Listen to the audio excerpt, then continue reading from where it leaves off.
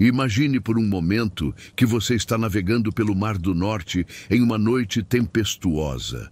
As ondas batem violentamente contra seu navio. A névoa é tão densa que você mal consegue ver alguns metros à frente. E, de repente, emergindo das trevas como uma aparição saída dos seus piores pesadelos, você avista uma fortaleza negra se erguendo das águas geladas. Suas torres pontiagudas perfuram o céu noturno como garras gigantescas. E uma aura de desespero tão intensa emana da estrutura que faz seu sangue literalmente congelar nas veias. Você acabou de encontrar Azkaban, a prisão mais temível que já existiu no mundo mágico.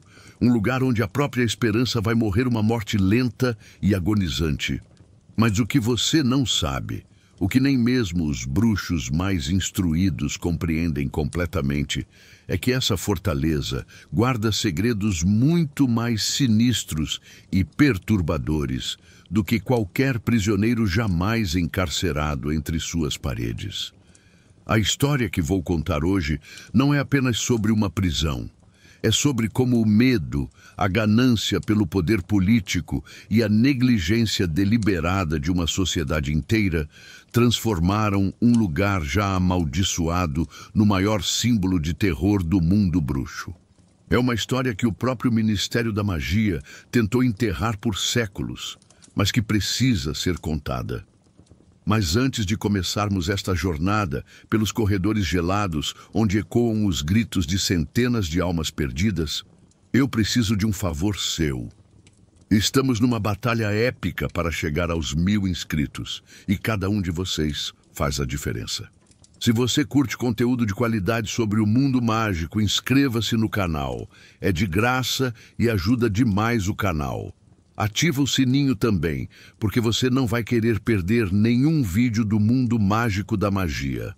Para entender verdadeiramente Azkaban, precisamos voltar ao século XV, uma época em que o mundo mágico ainda estava mergulhado em trevas profundas e caóticas. Não existiam leis que regulamentassem adequadamente o uso da magia, não havia um ministério da magia para manter a ordem. E bruxos poderosos podiam fazer praticamente qualquer coisa sem consequências legais ou morais. Era uma onde apenas o poder determinava o que era possível ou aceitável.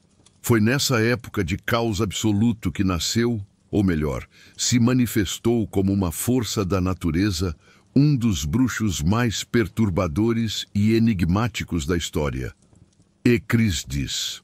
Nem mesmo os arquivos mais antigos e secretos do Ministério da Magia conseguem determinar com precisão sua verdadeira nacionalidade, origem familiar ou mesmo seu nome real. Alguns especialistas em história das artes das trevas especulam que ele era originário da Europa Oriental, talvez dos Balcãs, onde tradições mágicas sombrias sempre floresceram com mais intensidade e menos controle.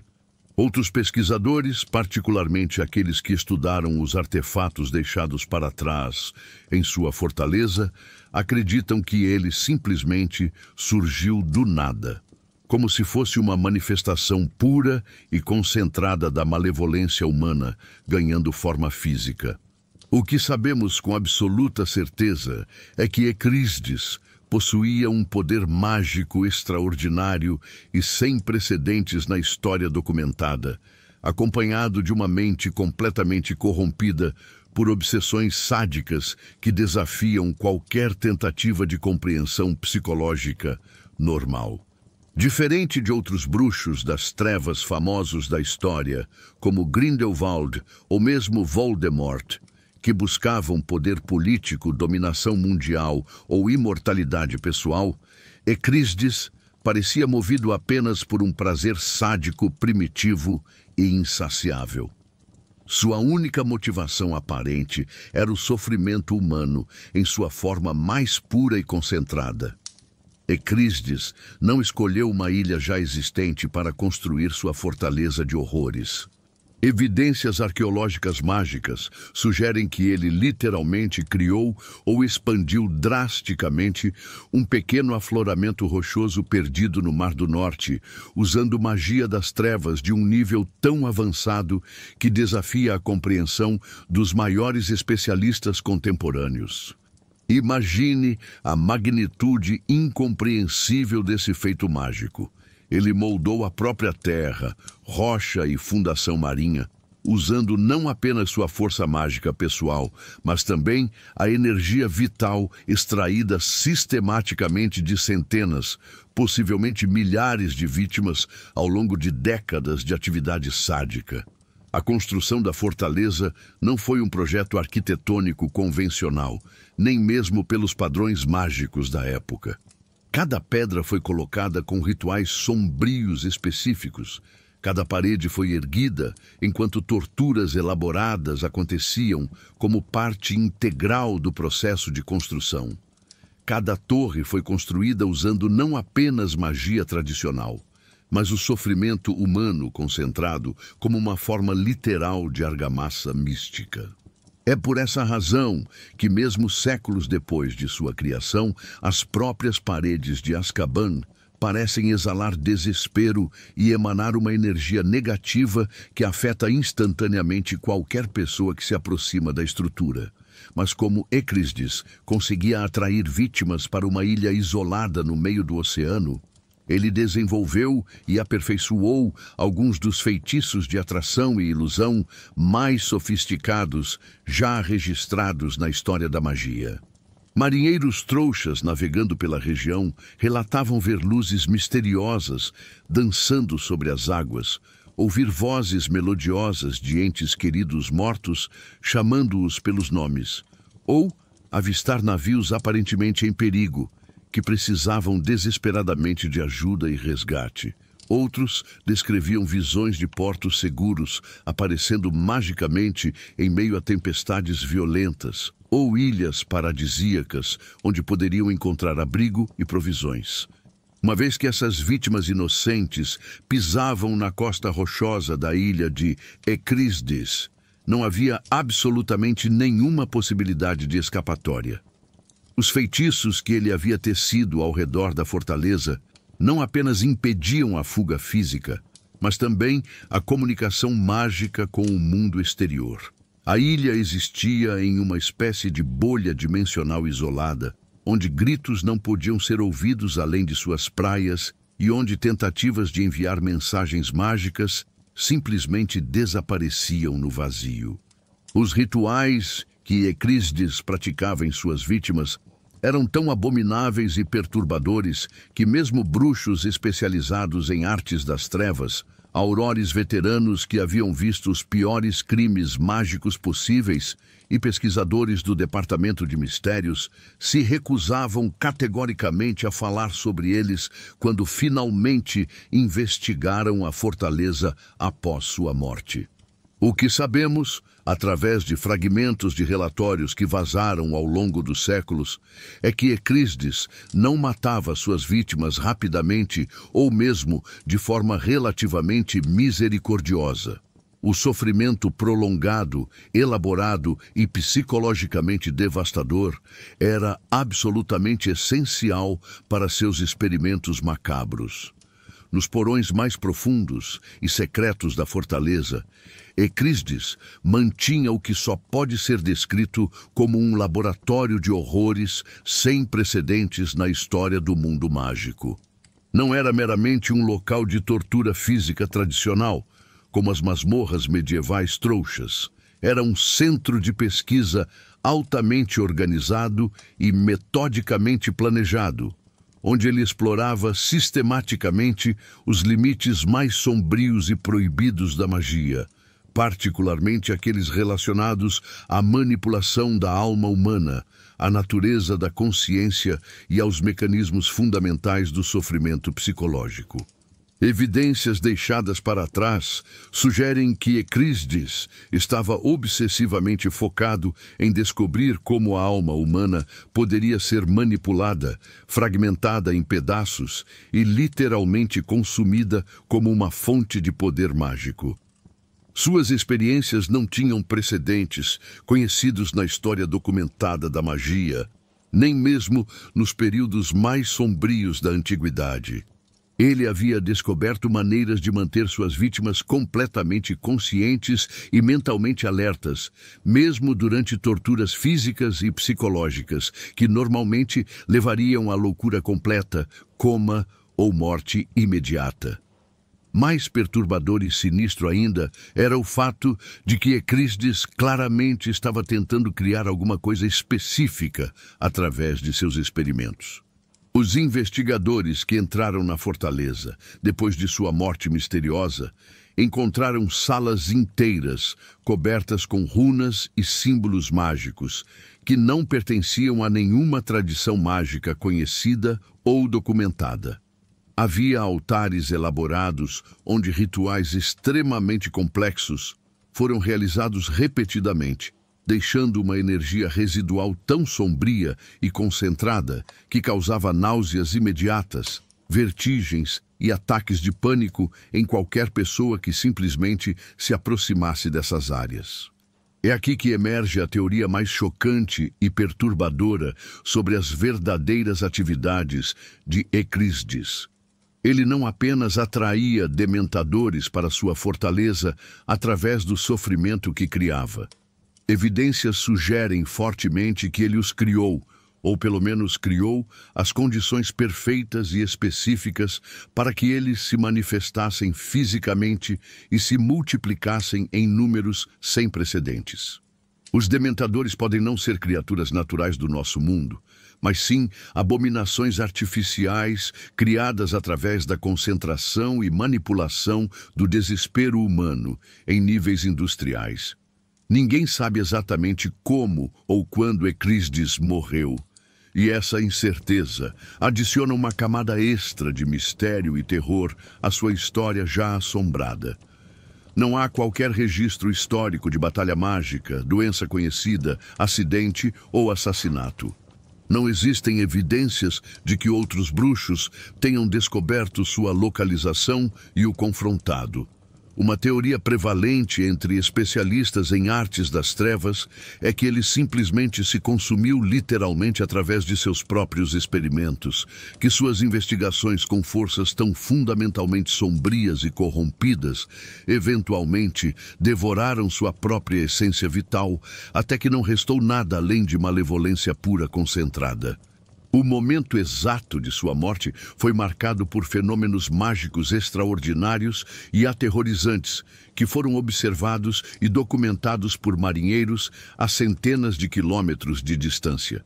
Relatórios da época descrevem uma coluna de luz negra, sim, luz que era simultaneamente luminosa e escura, se erguendo do Mar do Norte e alcançando alturas impossíveis na atmosfera.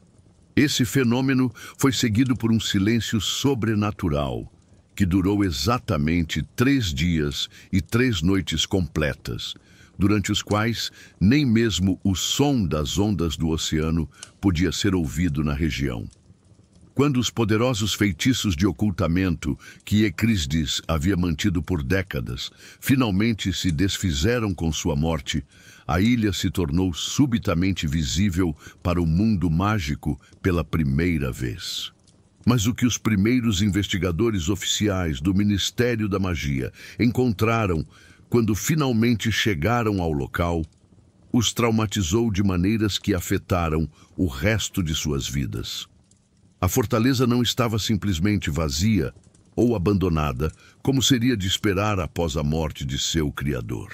Ela estava literalmente infestada de dementadores, em uma concentração e organização jamais vista antes ou depois na história documentada. Esses não eram dementadores comuns que ocasionalmente apareciam em locais sombrios como cemitérios antigos ou campos de batalha. Eram criaturas visivelmente mais poderosas, mais organizadas e mais inteligentes, como se tivessem sido deliberadamente cultivadas e aperfeiçoadas através de gerações de alimentação concentrada. E mais aterrorizante ainda, elas pareciam estar conscientemente protegendo algo específico dentro da fortaleza, algo que Ecrisdis havia deixado para trás e que elas consideravam sagrado ou essencial para sua existência. A descoberta de Azkaban criou o primeiro grande debate ético e político na história do Ministério da Magia britânico. Por mais de um ano inteiro, bruxos e bruxas dos mais altos escalões governamentais se reuniram em sessões secretas quase diárias para decidir o destino da Fortaleza Maldita. O dilema era genuinamente impossível de resolver de forma satisfatória para todas as partes envolvidas. De um lado da discussão havia os Destruidores, liderados pelo então chefe do Departamento de Aurores, Lysander Scamander, bisavô do famoso magizologista Newt Scamander. Lysander argumentava de forma apaixonada e convincente que Azkaban era uma abominação contra a própria natureza da magia, uma ferida purulenta na realidade que contaminava sua mera existência todo o mundo mágico ao redor. Seus argumentos eram apoiados por evidências perturbadoras que haviam sido coletadas durante as primeiras investigações. A fortaleza continuava gerando novos dementadores de forma aparentemente espontânea e constante. A energia sombria que emanava da estrutura estava se espalhando lentamente pelo Mar do Norte, afetando a vida marinha e os padrões climáticos. Mais marinheiros trouxas estavam desaparecendo na região a cada semana que passava. E mais sinistro ainda, a fortaleza parecia estar servindo como uma espécie de farol dimensional, que estava atraindo outras entidades sombrias de realidades paralelas. Do outro lado do debate, os contencionistas, liderados pelo misterioso diretor do Departamento de Mistérios, argumentavam que destruir Azkaban poderia ter consequências ainda muito piores do que permitir sua existência controlada. Eles apresentavam cenários aterrorizantes, baseados em pesquisas secretas. Os milhares de dementadores que haviam feito da fortaleza seu lar permanente poderiam se espalhar descontroladamente pelo mundo se sua habitação fosse destruída. A destruição da estrutura poderia liberar energias mágicas primordiais que estavam sendo aparentemente contidas ou canalizadas pela arquitetura da fortaleza. Azkaban poderia ser estudada de forma segura e controlada para entender melhor as artes das trevas e desenvolver defesas mais eficazes contra elas. E mais preocupante, qualquer tentativa de destruição mágica poderia falhar completamente e apenas tornar a fortaleza mais perigosa e imprevisível. O debate se estendeu por mais de um ano. E durante esse período prolongado de indecisão governamental, acontecimentos sinistros e inexplicáveis começaram a se manifestar em uma área cada vez maior ao redor de Azkaban. Navios trouxas que passavam a mais de 50 quilômetros da ilha começaram a relatar que suas tripulações eram subitamente tomadas por episódios de depressão profunda e pensamentos suicidas sem qualquer causa aparente. Animais marinhos nativos da região começaram a evitar completamente a área, criando uma zona morta ecológica no Mar do Norte.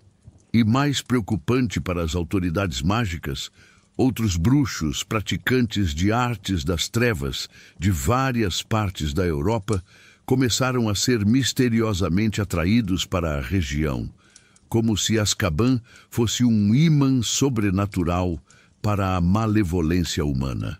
A decisão final foi um compromisso político que agradou a muito poucos e assombrou a consciência de todos os envolvidos. Azkaban seria deixada completamente intacta, mas seria constantemente monitorada através de um sistema de patrulhamento mágico e mantida em quarentena através de feitiços de contenção. Aurores especializados foram destacados para patrulhar permanentemente as águas ao redor da ilha e garantir que nenhum bruxo civil ou curioso se aproximasse da fortaleza. Esta decisão, tomada inteiramente com base no medo das possíveis consequências da destruição, foi o primeiro passo fatal para a tragédia institucionalizada que se seguiria nas décadas subsequentes. Quando o Estatuto Internacional de Sigilo foi finalmente implementado em 1692, ele trouxe paz entre bruxos e trouxas, mas também trouxe problemas administrativos completamente inesperados. As pequenas prisões mágicas, que estavam espalhadas por várias cidades e povoados por todo o país, se tornaram um risco significativo de exposição mágica. Tentativas de fuga de bruxos encarcerados frequentemente resultavam em explosões mágicas descontroladas, luzes estranhas, visíveis a grandes distâncias, cheiros sobrenaturais que não podiam ser explicados, e outros fenômenos que poderiam facilmente chamar a atenção indesejada de autoridades trouxas. O ministério anterior havia começado a desenvolver uma solução sensata e humana. Uma prisão única, segura e localizada em uma das remotas ilhas Hébridas, longe de populações trouxas, mas ainda acessível para a administração adequada. Os planos arquitetônicos eram extensivos e cuidadosamente pensados, incluindo sistemas de segurança baseados em guardas humanos treinados, medidas de reabilitação psicológica para prisioneiros, programas de trabalho que permitiriam que criminosos contribuíssem positivamente para a sociedade, e até mesmo bibliotecas e oportunidades educacionais para aqueles que demonstrassem progresso genuíno. Foi neste contexto político delicado que Damocles Roll conseguiu construir sua base de poder e eventualmente ascender à posição de ministro da magia. Roll não nasceu malvado ou sádico por natureza. Ele foi deliberadamente moldado por circunstâncias familiares e escolhas pessoais ao longo de várias décadas. Filho de uma família puro-sangue tradicionalmente poderosa, que havia perdido muito de sua influência política e riqueza financeira com a implementação do Estatuto de Sigilo, Rowley cresceu ouvindo constantemente histórias amargas sobre como os bruxos haviam sido traídos e humilhados por seus próprios líderes políticos que escolheram se curvar aos trouxas. Hole era extraordinariamente carismático, politicamente astuto, de maneiras que beiravam o gênio, e possuía uma compreensão intuitiva de como manipular emoções coletivas para fins pessoais. Ele entendeu desde muito jovem que a raiva e o ressentimento que haviam se acumulado na comunidade bruxa ao longo de décadas poderiam ser cuidadosamente canalizados e direcionados para objetivos políticos específicos. Sua ascensão ao poder não foi acidental ou oportunista, foi meticulosamente planejada e executada durante mais de 2 décadas de preparação paciente. A estratégia política de Roll foi construída sobre 3 pilares fundamentais que ele desenvolveu e refinou ao longo dos anos. Primeiro, ele se posicionou publicamente como o defensor supremo dos direitos legítimos dos bruxos, contra o que ele caracterizava como opressão disfarçada. Ele argumentava de forma convincente que o Estatuto de Sigilo havia ido muito além do necessário, que os bruxos estavam sendo forçados a viver como criminosos em seu próprio mundo mágico, escondendo suas habilidades naturais e negando sua superioridade inerente. Seus discursos públicos eram inflamados e emocionalmente carregados, mas tecnicamente cuidadosos para não violar diretamente nenhuma lei existente. Segundo, Rowley cultivou meticulosamente relacionamentos pessoais e políticos com famílias puro-sangue influentes em todo o país, prometendo políticas específicas que favoreceriam aqueles que haviam permanecido fiéis às tradições mágicas ancestrais e resistido à contaminação cultural trouxa. Ele era particularmente hábil em explorar e amplificar os medos que muitos puro-sangue nutriam de que suas linhagens mágicas ancestrais fossem gradualmente diluídas através de casamentos com nascidos trouxas e mestiços. Terceiro, e mais sinistro, Roll começou sistematicamente a reunir informações comprometedoras e segredos pessoais sobre seus rivais políticos e qualquer pessoa que pudesse representar uma ameaça aos seus objetivos. Ele não hesitava em usar chantagem sofisticada, intimidação psicológica ou manipulação emocional para conseguir o que queria. Sua rede de espiões e informantes se estendia por todos os departamentos do Ministério e muitas organizações privadas. Quando Roll finalmente se candidatou oficialmente à posição de ministro da magia, ele tinha uma máquina política poderosa e bem organizada operando em seu favor. Sua campanha prometia devolver a dignidade e o orgulho ao mundo mágico, parar de se curvar humildemente aos trouxas e suas limitações, e restaurar a ordem natural onde bruxos ocupam seu lugar legítimo como superiores. Para uma comunidade ainda profundamente ferida e ressentida pelas mudanças impostas pelo Estatuto, essas mensagens eram emocionalmente irresistíveis. A eleição de Roll foi mais competitiva do que seus apoiadores mais otimistas esperavam, mas sua vitória final foi decisiva o suficiente para que ele interpretasse o resultado como um mandato popular claro para implementar as políticas mais radicais de sua plataforma. Suas primeiras ações como ministro foram calculadas para consolidar rapidamente seu poder político e sinalizar inequivocamente o início de uma nova era na política mágica. A ação que definiria para sempre seu legado histórico e atormentaria a consciência do mundo mágico por séculos foi sua decisão sobre o problema das prisões mágicas.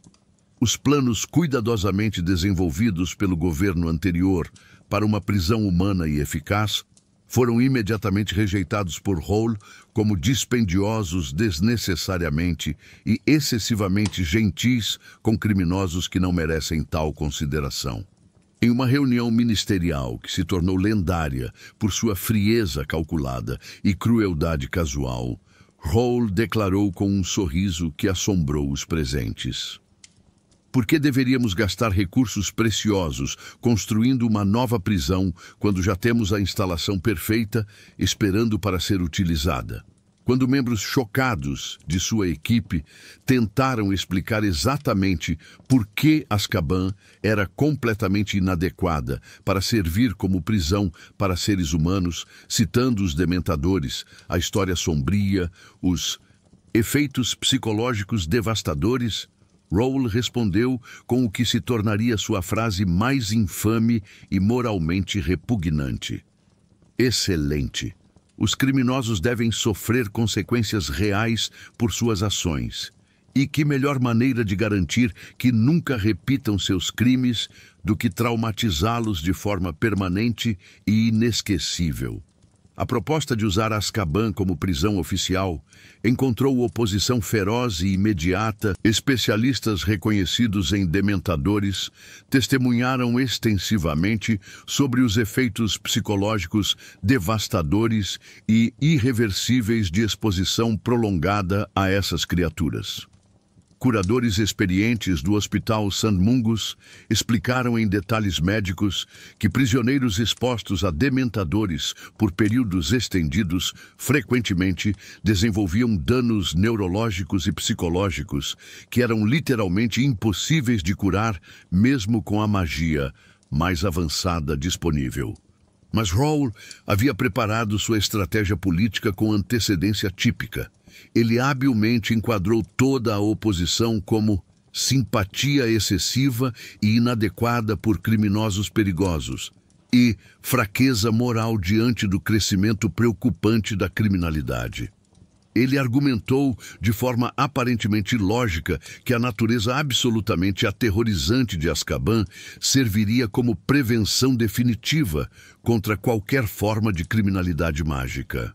Mas, cinicamente, Rawle havia calculado que usar Azkaban seria extraordinariamente barato para o governo. Não seria necessário contratar guardas humanos, construir novas instalações de segurança ou manter sistemas administrativos complexos.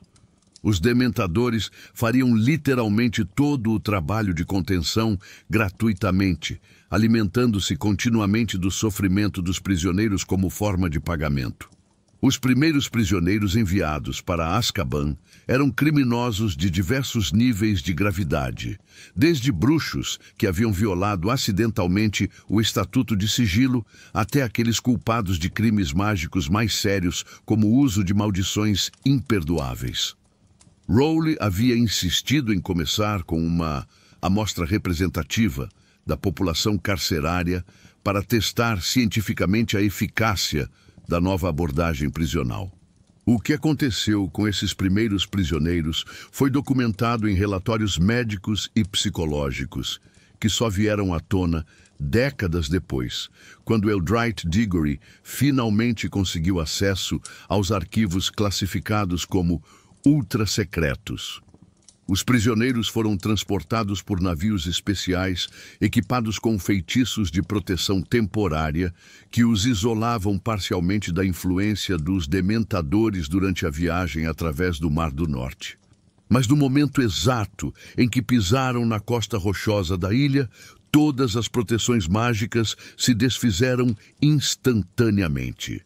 A primeira reação de todos os prisioneiros era invariavelmente idêntica. Um frio sobrenatural que parecia penetrar não apenas o corpo físico, mas a própria alma, seguido por uma onda devastadora de desespero que não era simplesmente tristeza ou medo comum, mas uma convicção existencial absoluta e inescapável de que nunca mais haveria alegria, esperança, significado ou propósito na vida. Os dementadores não apenas se alimentavam passivamente da felicidade dos prisioneiros recém-chegados. Testemunhas descreveram como essas criaturas se moviam deliberadamente devagar ao redor dos novos prisioneiros, como se estivessem literalmente degustando e saboreando diferentes tipos de desespero humano.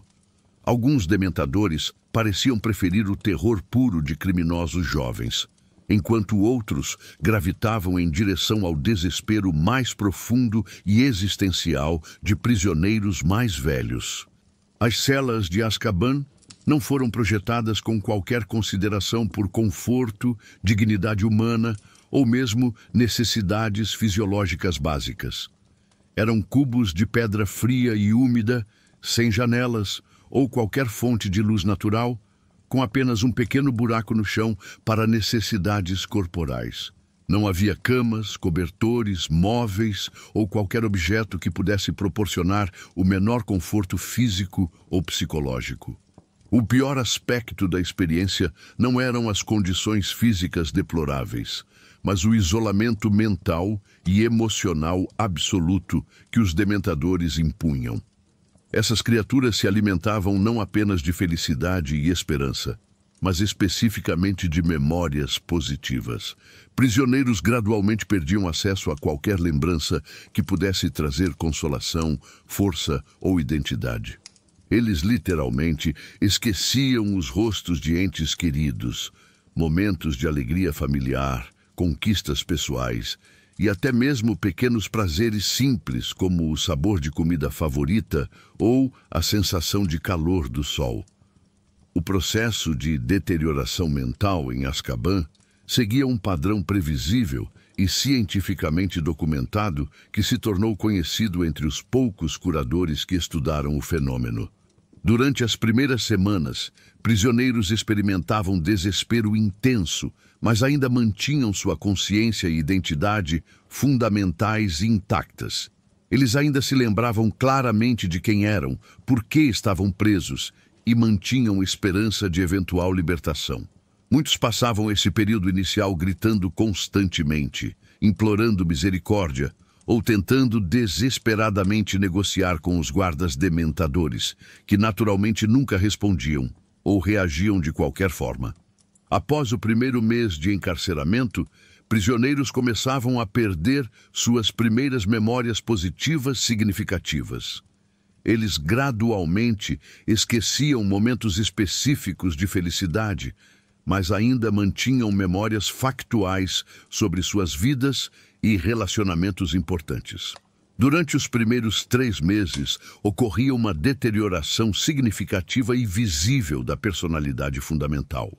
Prisioneiros se tornavam progressivamente apáticos, paravam completamente de se comunicar com outros prisioneiros ou guardas e perdiam qualquer interesse em comida, higiene pessoal ou atividades básicas de sobrevivência. Após 6 meses de exposição contínua aos dementadores, a maioria dos prisioneiros havia perdido sua identidade pessoal fundamental. Muitos esqueciam seus próprios nomes, não conseguiam reconhecer visitantes familiares e viviam em um estado de confusão mental constante que os médicos descreviam como demência induzida magicamente. Prisioneiros que sobreviviam 1 ano completo em Azkaban sofriam colapso mental virtualmente completo. Eles desenvolviam comportamentos catatônicos ou, alternativamente, episódios de agressividade completamente sem propósito ou direção. Muitos paravam de comer voluntariamente, não por escolha consciente, mas porque simplesmente esqueciam que precisavam de comida para sobreviver. Após 2 anos de encarceramento, a vasta maioria dos prisioneiros que ainda sobreviviam fisicamente estava mentalmente morta em todos os sentidos significativos. Eram corpos vazios que continuavam respirando e realizando funções corporais básicas, mas sem qualquer centelha de humanidade, personalidade ou consciência restante. O aspecto mais aterrorizante e moralmente repugnante desse processo era que ele era completamente irreversível, mesmo com os tratamentos mágicos mais avançados disponíveis. Prisioneiros que foram eventualmente libertados, transferidos para outras instalações ou perdoados, nunca se recuperaram completamente de sua experiência em Azkaban.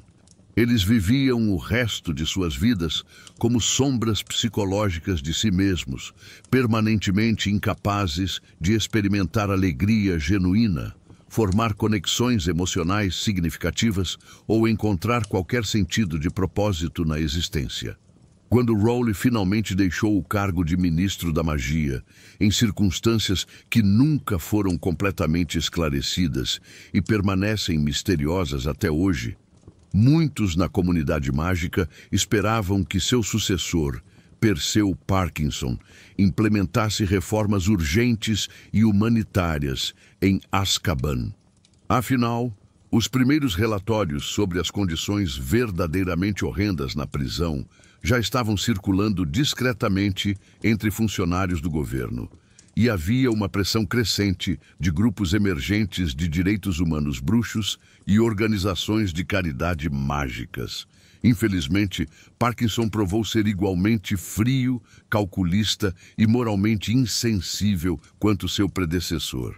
Sua justificativa para manter Azkaban operando exatamente como estava era mais pragmática e aparentemente racional, mas igualmente cruel em suas implicações.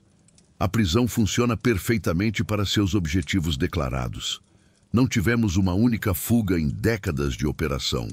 Os índices de criminalidade mágica estão em níveis historicamente baixos em todo o país.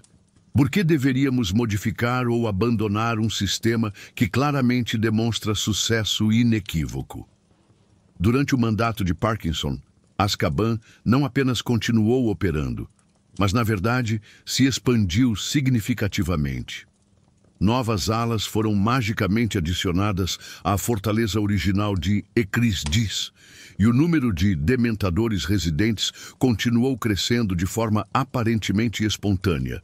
Mais sinistro ainda, Parkinson estabeleceu uma política oficial de tolerância zero para a criminalidade mágica, que resultou em sentenças de Azkaban sendo impostas para crimes que anteriormente teriam resultado em multas, prisão domiciliar, trabalho comunitário ou outras formas de punição mais proporcionais e humanas. A chegada de Eldritch Diggory ao cargo de ministro da magia marcou a primeira tentativa genuinamente séria de confrontar a realidade moral de Azkaban e questionar a continuação de seu funcionamento. Diferente de seus predecessores, que haviam se contentado em receber relatórios escritos sobre as condições na prisão, Diggory fez algo que nenhum ministro havia feito antes. Ele insistiu em visitar pessoalmente a fortaleza antes de tomar qualquer decisão sobre seu futuro. A visita de Diggory a Azkaban se tornou absolutamente lendária entre funcionários do ministério, não apenas por sua coragem pessoal, mas pelas consequências psicológicas que teve sobre ele. Ele passou 3 dias completos na fortaleza, acompanhado apenas por 2 aurores de sua absoluta confiança pessoal, e insistiu em ver todas as áreas da prisão, incluindo as celas de prisioneiros de longo prazo e o cemitério que havia sido estabelecido na ilha. O que Diggory viu durante esses 3 dias o traumatizou profundamente e mudou para sempre não apenas sua perspectiva sobre justiça e punição, mas sua compreensão fundamental da natureza humana e dos limites morais do poder governamental. Nos relatórios extensivos que ele escreveu imediatamente após a visita, relatórios que foram mantidos em segredo por décadas, ele descreveu cenas que poderiam ter saído dos pesadelos mais sombrios da imaginação humana.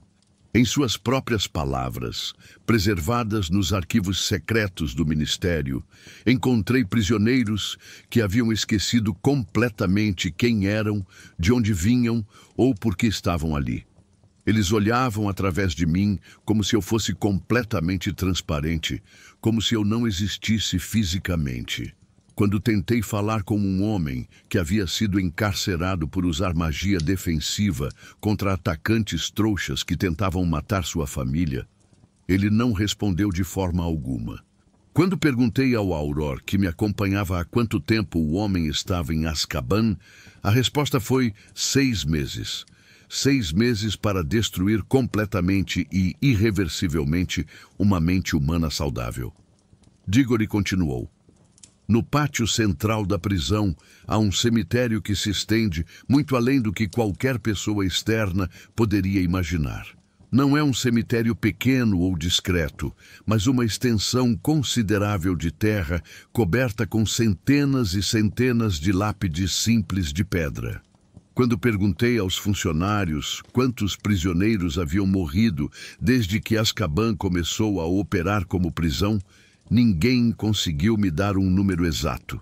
Paramos de manter registros detalhados depois dos primeiros 1000 mortos, foi a resposta casual que recebi de um administrador veterano. Mais devastador ainda foi sua observação.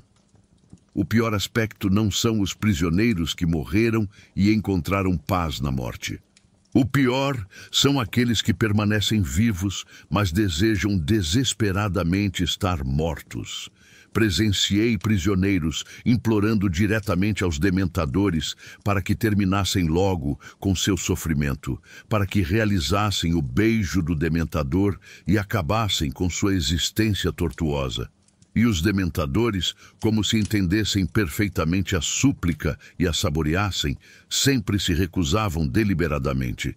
Eles claramente preferem um sofrimento lento, constante e prolongado a um fim rápido e misericordioso. Diggory retornou a Londres completamente transformado e determinado a fechar Azkaban imediatamente, independentemente de qualquer consideração política ou financeira. Ele estabeleceu um comitê especial de especialistas para explorar alternativas viáveis e começou imediatamente a trabalhar em legislação abrangente que proibiria permanentemente o uso de dementadores como guardas de qualquer instalação prisional. Tragicamente, antes que Diggory pudesse implementar suas reformas revolucionárias, ele contraiu varíola de dragão e morreu em circunstâncias que sempre foram consideradas altamente suspeitas. A varíola de dragão era uma doença extremamente rara que geralmente afetava apenas aqueles que trabalhavam diretamente com dragões em fazendas de criação ou santuários de conservação. Diggory nunca havia tido qualquer contato profissional ou pessoal com dragões. A coincidência timing de sua morte, ocorrendo exatamente quando ele estava prestes a desmantelar Azkaban, levantou questões que nunca foram adequadamente investigadas. Com a morte súbita e conveniente de Diggory, todas as reformas planejadas para Azkaban foram imediatamente abandonadas, e a prisão continuou operando exatamente como antes por mais de 2 séculos adicionais. Por quase 300 anos consecutivos, Azkaban manteve um recorde que o Ministério da Magia usava consistentemente como justificativa suprema para sua existência e operação continuada. 0 fugas documentadas. Literalmente 0. Nem uma única pessoa havia conseguido escapar da fortaleza dos Dementadores em 3 séculos de funcionamento como prisão oficial. Este recorde aparentemente perfeito não era apenas uma estatística impressionante para uso em propaganda governamental. Era a base fundamental de toda a política de segurança mágica britânica. Gerações inteiras de funcionários do Ministério foram educadas e treinadas, acreditando que Azkaban era literalmente impossível de escapar, que representava o máximo absoluto em segurança prisional.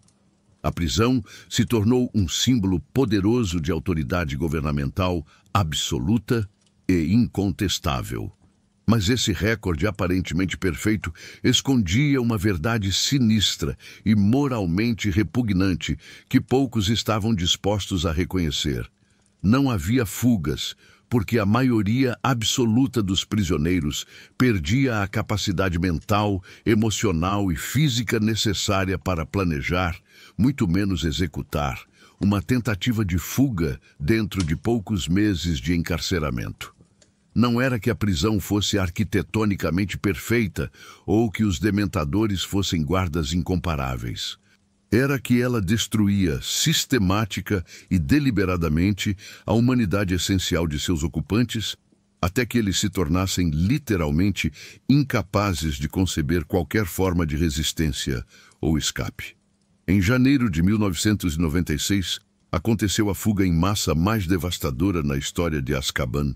Todos os comensais da morte presos, incluindo alguns dos seguidores mais fanáticos e perigosos de Voldemort, simplesmente desapareceram de suas celas numa única noite. Bellatrix Lestrange, cujo fanatismo por Voldemort era lendário. Lucius Malfoy, financiador e estrategista político, Dolohov, Rookwood, McNair e outros veteranos da Primeira Guerra Bruxa. Uma dúzia de criminosos menores que rapidamente se juntaram às fileiras dos comensais da morte. O método da fuga revelou a extensão da cooperação entre Voldemort e os Dementadores. As criaturas não apenas facilitaram a fuga, elas participaram ativamente dela, sugando as almas dos poucos guardas aurores que tentaram resistir. Sirius Black, por sua vez, passou 12 longos anos em Azkaban. O único motivo pelo qual não enlouqueceu como a maioria dos prisioneiros de longa permanência foi sua habilidade extremamente rara de se transformar em um cão, fruto de ser um animago não registrado. Essa forma alternativa alterava profundamente seu estado emocional e mental, confundindo e frustrando os Dementadores. Na forma canina, Sirius não sentia o peso do desespero humano da mesma forma. Os cães vivem no presente, focados em necessidades imediatas, como comida, abrigo e sobrevivência, e não em culpas passadas ou temores existenciais. Essa diferença foi uma espécie de armadura mental contra o esgotamento psicológico que destruía outros prisioneiros. Ainda assim, havia momentos em que precisava reassumir a forma humana, seja para se alimentar adequadamente, seja para manter alguma interação mínima. Nessas ocasiões, ele se agarrava a uma única emoção que os dementadores tinham dificuldade em consumir por completo. Não a felicidade, mas a raiva controlada e focada. No caso de Sirius, um ódio implacável por Peter Pettigrew, o verdadeiro traidor responsável pela morte de Tiago e Lillian Potter. Essa raiva, canalizada com propósito, funcionava como uma barreira contra a drenagem emocional das criaturas. Sua fuga começou com uma notícia estampada no Profeta Diário. A fotografia de Pettigrew, disfarçado como o rato de estimação Perebas, ao lado do jovem Ronnie Weasley. Sirius reconheceu imediatamente o rosto do inimigo que todos acreditavam estar morto. Essa descoberta incendiou sua determinação. Com a decisão tomada, ele começou a reduzir intencionalmente sua alimentação, emagrecendo até o ponto de conseguir escapar pelas grades da cela quando transformado em cão.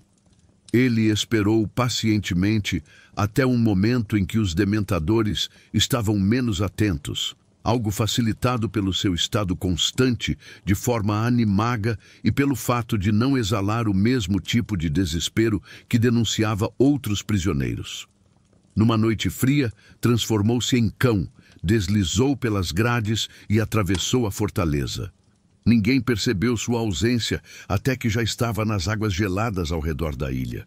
Nadou por quilômetros, guiado por instinto e resistência sobre-humana, até alcançar a costa. A partir daí, iniciou sua jornada silenciosa em busca de Hogwarts e de Pettigrew. As fugas de Bellatrix e Sirius foram profundamente embaraçosas para o Ministério da Magia e questionaram seriamente a suposta inviolabilidade de Azkaban. Mas as fugas em massa coordenadas que se seguiram representaram um colapso completo e catastrófico do sistema de segurança que havia sido considerado perfeito por 3 séculos. A primeira fuga em massa aconteceu quando os dementadores começaram a mostrar sinais perturbadores de evolução intelectual e organizacional. Durante décadas de alimentação constante e concentrada do sofrimento humano em Azkaban, eles haviam gradualmente se tornado mais inteligentes, mais organizados e significativamente mais ambiciosos em seus objetivos e desejos. Mais importante ainda, eles começaram a questionar ativamente por que deveriam continuar servindo ao Ministério da Magia quando poderiam simplesmente escolher não servir e buscar seus próprios interesses. Quando Lord Voldemort, através de intermediários especializados em negociação com criaturas das trevas, ofereceu aos dementadores algo que o Ministério nunca havia considerado proporcionar, liberdade total e irrestrita para se alimentar sem qualquer limitação, regulamentação ou supervisão governamental. Eles aceitaram a proposta imediatamente e entusiasticamente. A negociação não foi politicamente complexa ou diplomaticamente elaborada. Foi uma transação comercial simples e mutuamente benéfica. Voldemort oferecia guerra em larga escala, caos social generalizado e sofrimento humano em uma escala e intensidade que eles nunca haviam experimentado durante seus séculos de confinamento relativo em Azkaban. Em troca, eles dariam a ele acesso imediato a todos os prisioneiros mais perigosos, experientes e fanaticamente leais do mundo mágico britânico. Durante décadas de funcionamento aparentemente normal de Azkaban, uma única voz se levantou consistentemente e corajosamente contra o uso da prisão: alvo Dumbledore. Mesmo quando sua posição moral o tornava politicamente impopular entre colegas ministeriais e custava apoio de famílias influentes, Dumbledore nunca hesitou em expressar sua oposição ética fundamental ao que ele via claramente como barbaridade institucionalizada e tortura sistemática sancionada pelo governo.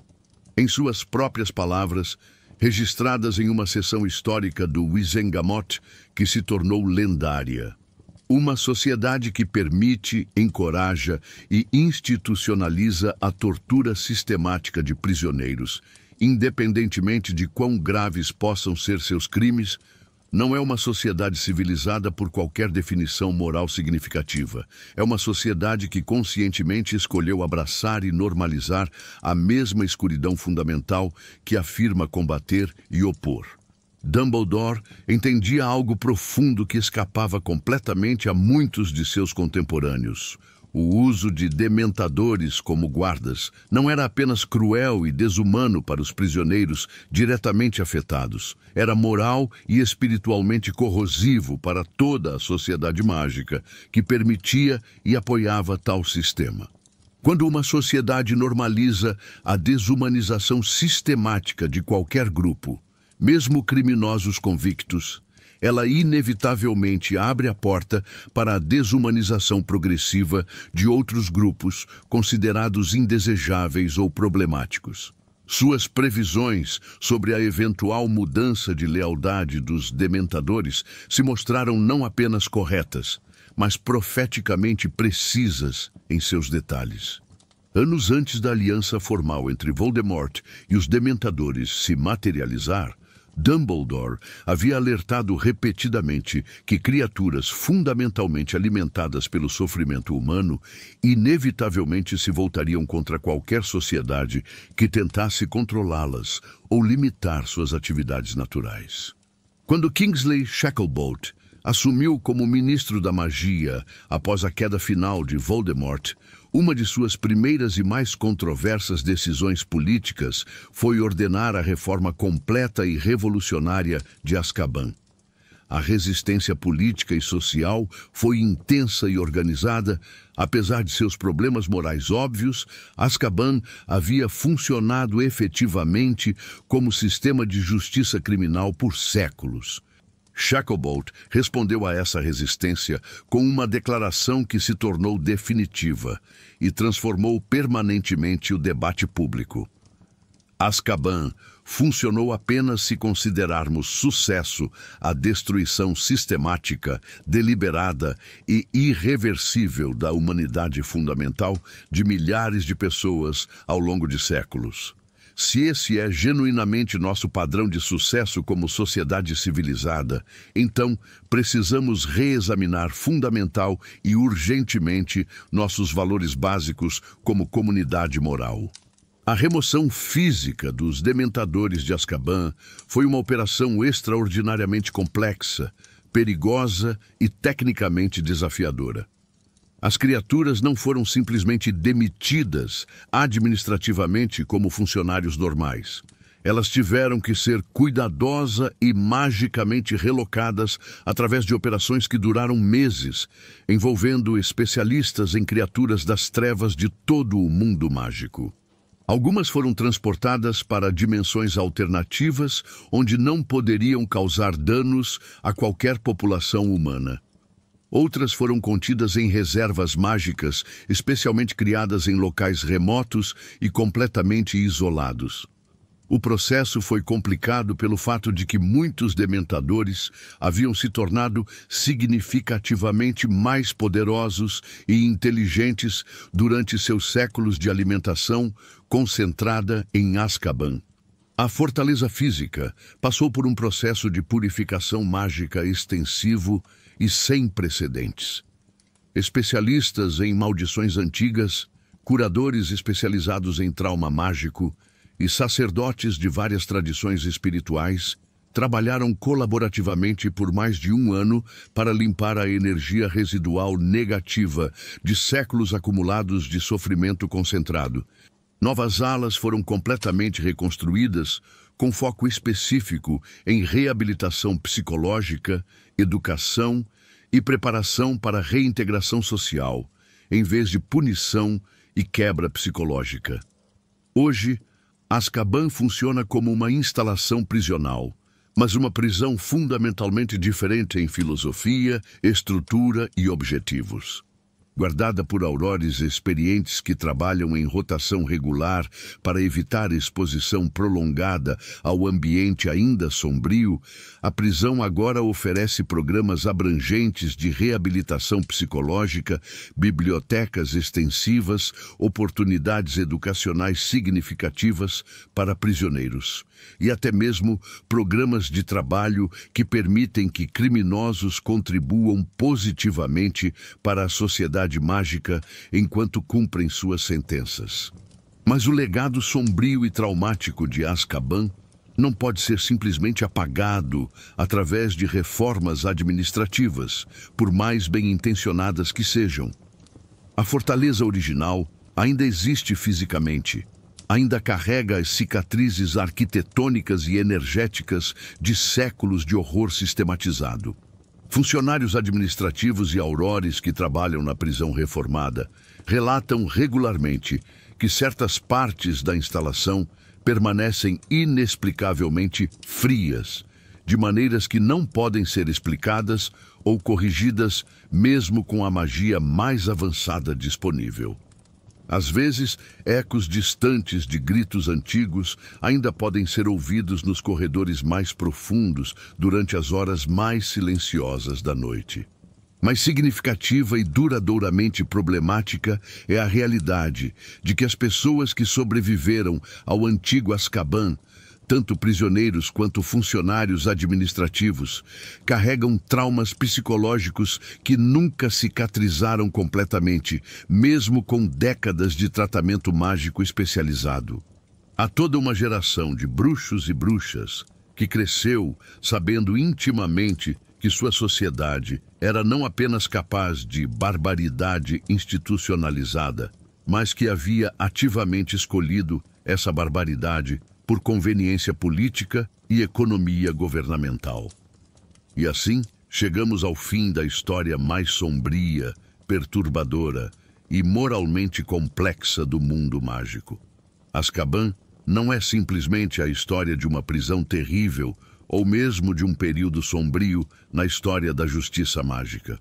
É fundamentalmente a história de como o medo coletivo, o preconceito sistemático, a conveniência política e a negligência moral deliberada podem transformar pessoas aparentemente normais e até mesmo bem-intencionadas em cúmplices ativos de atrocidades que elas nunca imaginariam ser capazes de apoiar.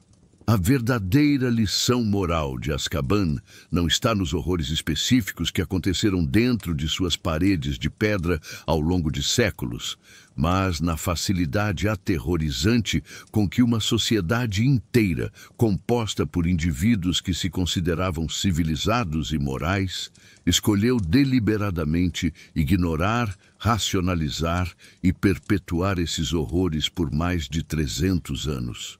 Cada vez que alguém disse casualmente, os prisioneiros merecem o que estão recebendo, cada vez que políticos usaram o sucesso aparente de Azkaban como argumento eleitoral conveniente, cada vez que cidadãos comuns escolheram conscientemente não pensar muito profundamente sobre o que estava realmente acontecendo naquela ilha distante, todas essas foram escolhas morais individuais que coletivamente permitiram que o horror continuasse geração após geração.